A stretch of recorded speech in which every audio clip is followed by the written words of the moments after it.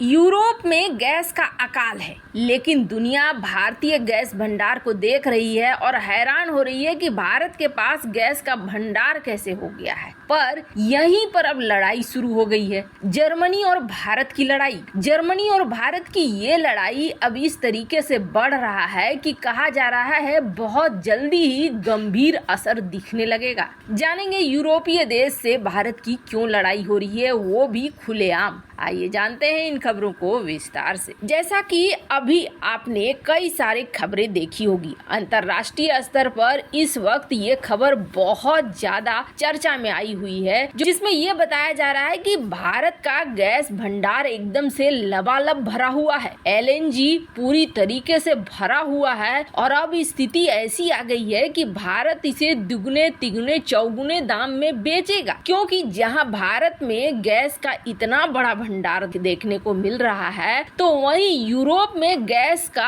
अकाल पड़ा हुआ है। यूरोप में त्राहिमाम मचा हुआ है और ये सब कुछ किसके कारण हो रहा है सबके सामने है। पर इसके बावजूद दुनिया को बस एक चीज समझ में नहीं आई कि भारत के पास इतना गैस हो गया कि रखने की जगह नहीं हुई। भारत के स्टोरेज टैंक हैं दहेज में और हाजिरा में, ये दोनों ही जगह एलएनजी इंपोर्ट टर्मिनल भी है, मतलब यहाँ से आराम से खरीदा जा सकता है। अब इनकी कैपेसिटी पूरी तरीके से भर गई है, ये खाली नहीं है। और अभी ऐसा कहा जा रहा है कि अगर नेक्स्ट कोई सप्लाई आ गई तो उस सप्लाई को ये कहाँ रखेंगे, उनके लिए सबसे बड़ा मैटर बन गया है। ये चाह रहे हैं कि जो शेड्यूल्ड है पहले से डिलीवरी कि अब आने वाले हैं गैस शिपमेंट, उन शिपमेंट को थोड़ा डिले किया जाए ताकि हमारे जो स्टोरेज टैंक हैं वो किसी तरीके से खाली हो सके। वैसे आपको बता दें, ये बहुत ज्यादा दिनों पहले की बात नहीं है, कुछ ही महीने पहले स्थिति ऐसी थी कि भारत में शॉर्टेज हो गई थी। भारत में कई सप्लायर्स ने डिलीवरी करने से इनकार कर दिया था और ये सब कुछ इसलिए हुआ था कि वो एलएनजी भारत में ना आकर यूरोपीय देशों को जा रही थी। सबसे पहले तो सिंगापुर में जो रशियन कंपनी थी गैसप्रोम ने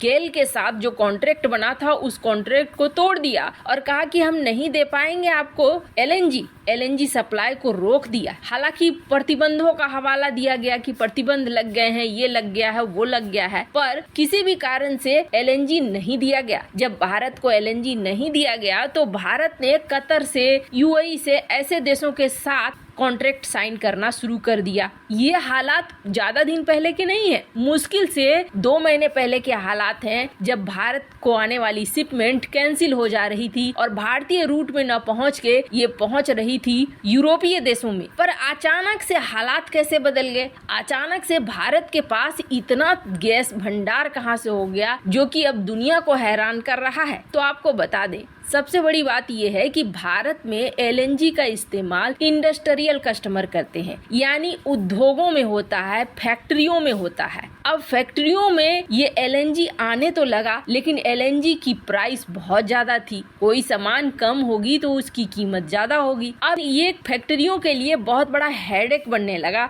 बहुत बड़ी मुश्किल होने लगी। तब इन कस्टमर्स ने, यानी जो एलएनजी खरीदते थे अपनी फैक्ट्रियों के लिए, इन्होंने सस्ते स्रोतों की तरफ ध्यान देना शुरू कर दिया। सस्ती चीजें जैसे कि तेल के कोई प्रोडक्ट हो गए और जो घरेलू गैस हैं उन पर ध्यान देना शुरू कर दिया ताकि उन्हें कम लगे खर्चा एलएनजी लेने की। उन्होंने समझ लिया कि हमारी तो अब औकात से बाहर जा रही है, तो हम एलएनजी नहीं बल्कि कुछ ऐसी चीजों पर ध्यान दें जहां से हमारा काम चल जाए। अब एक फैक्ट्री से दूसरी फैक्ट्री, दूसरी फैक्ट्री से तीसरी फैक्ट्री, इंडस्ट्री तो ऐसे ही चलती है। बस जैसे ही सबने सस्ते स्रोतों को देखना शुरू कर दिया, वैसे ही जो ये भंडार थे दहेज के, हाजिरा के, ये अब खाली नहीं होने लगे। अब यहाँ पर खरीदने के लिए लोग नहीं आने लगे। तब समझ में आया कि अब तो हमारा फुल हो चुका है, हम रखेंगे कहाँ से। और इस तरीके से भारत का एलएनजी पूरी तरीके से इस वक्त भरा पड़ा है। उसके अनुसार अक्टूबर महीने में भारत की तरफ से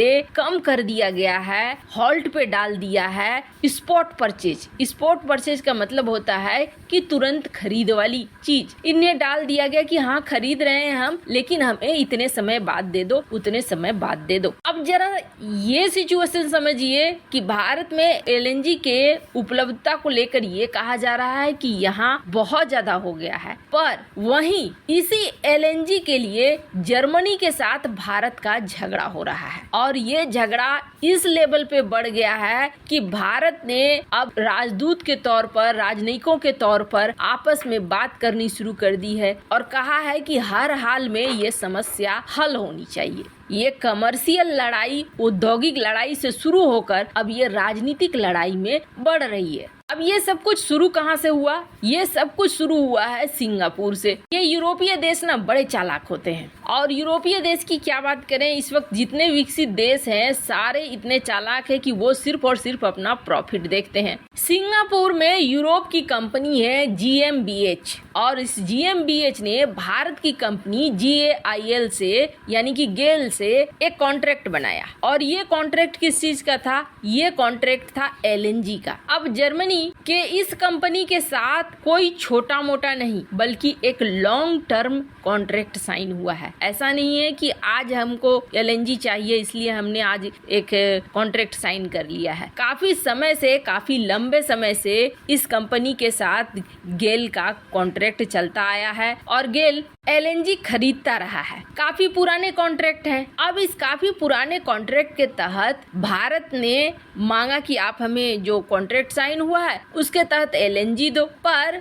अब जर्मनी की कंपनी ने बोला कि नहीं, हम आपको LNG नहीं दे सकते हैं, हम आपको LNG नहीं देंगे बल्कि हम LNG देंगे अपने दूसरे साथियों को, यूरोपीय साथियों को और भी कई जगह। ऐसे आपको बता दें यहाँ पर जर्मनी खेल गया। एक तो यूरोप में गैस की जरूरत है ये भी माना, लेकिन जर्मनी अब देख रहा है कि हमने जो कॉन्ट्रैक्ट साइन किया है वो कॉन्ट्रैक्ट पुराने पैसे पर हुआ है, यानी तब LNG की कीमतें बहुत ज्यादा नहीं थी, अब तो LNG की कीमत आसमान छू रही है। ऐसे में अगर हम भारतीय कंपनी को LNG देते हैं तो भारतीय कंपनी प्रॉफिट में रहेगी। जर्मनी ने कहा कि नहीं, हमारे जो GmbH प्लांट है ना उसमें ज्यादातर तो रूस के ही आते थे LNG सप्लाई, अब हमारे पास LNG सप्लाई नहीं आ रहे हैं तो हम आपको नहीं दे सकते हैं जो कॉन्ट्रैक्ट हमारा साइन हुआ है उसके अनुसार गैस, बल्कि हम ऐसा करते हैं जो कॉन्ट्रैक्ट साइन हुआ है उसका 20% हम आपको